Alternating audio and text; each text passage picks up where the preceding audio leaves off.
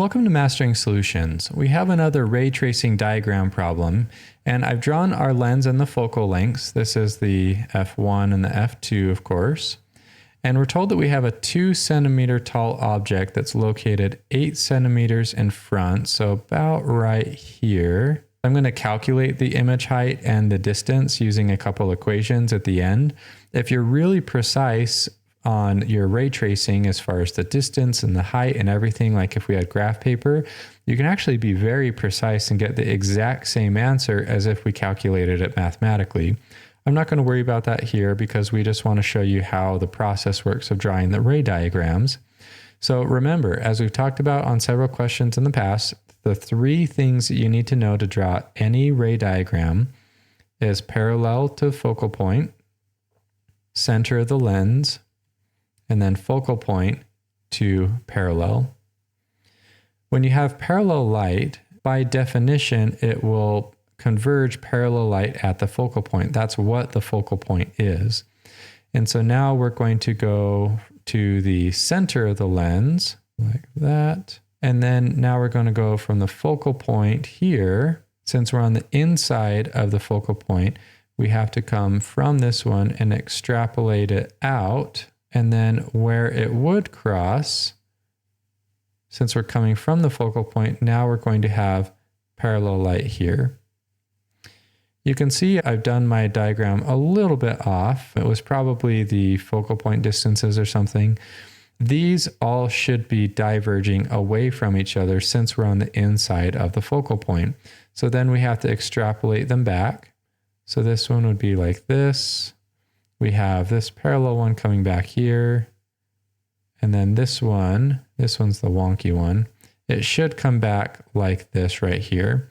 You can see I was a little bit off, but in either case, this is where our image is going to be.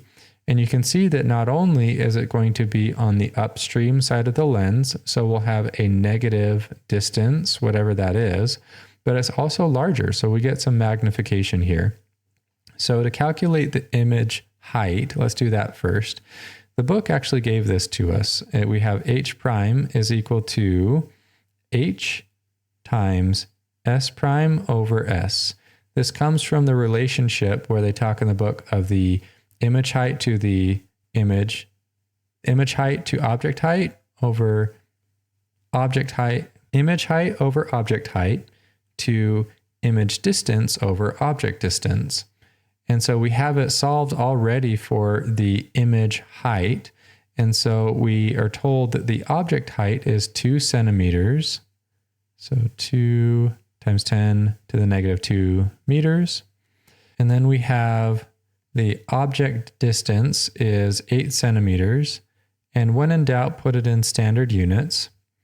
But we don't know what the image distance is. We could have, like I said, if we were really precise here, we could have figured out what it was. But let's use the thin lens equation to figure that out first. So we have 1 over f is equal to 1 over the object distance plus 1 over the image distance. We'll isolate this by subtracting this over as we've done in several other problems. So we have the image distance is equal to the inverse of the focal point minus the inverse of the object distance. Plugging in our numbers here, we have 1 over the image distance is equal to the focal point, which we said is 10 centimeters, and that's a positive 0.1 meters because we have a converging lens. If it was a diverging lens, this would be negative. We're going to subtract the inverse of the object distance, which we said was 8 centimeters. So we have let's do 8 times 10 to the negative 2. You can move the decimal place, but like I've said so many times, I think it's just, this one wouldn't have been too bad. I just think it's easier to avoid errors that way. So we have 1 divided by 0.1 minus 1 divided by 8 times 10 to the negative 2. And that gives us negative 2.5. So 1 over s prime is equal to negative 2.5, and the units for lenses are diopters. So that's the answer for here. But we don't want diopters, right? We want the image distance. So if we take the inverse of that, that'll give us the image distance. So 1 divided by a negative 2.5 gives us 1, 2. So we have 40 centimeters for S prime. So here is our image distance. And now we can plug this in over here.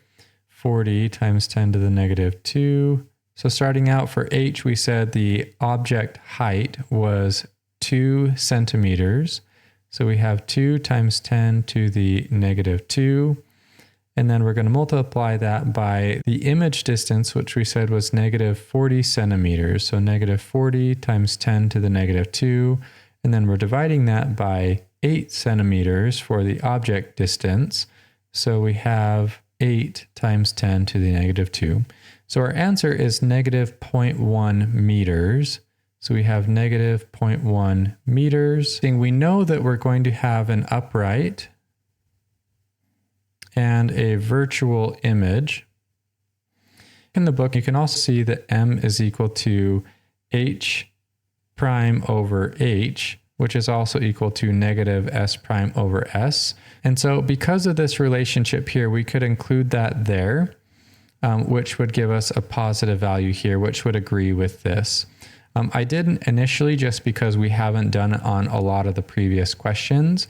And so I just didn't want to confuse you why we had it in the negative here, where a lot of the others we haven't.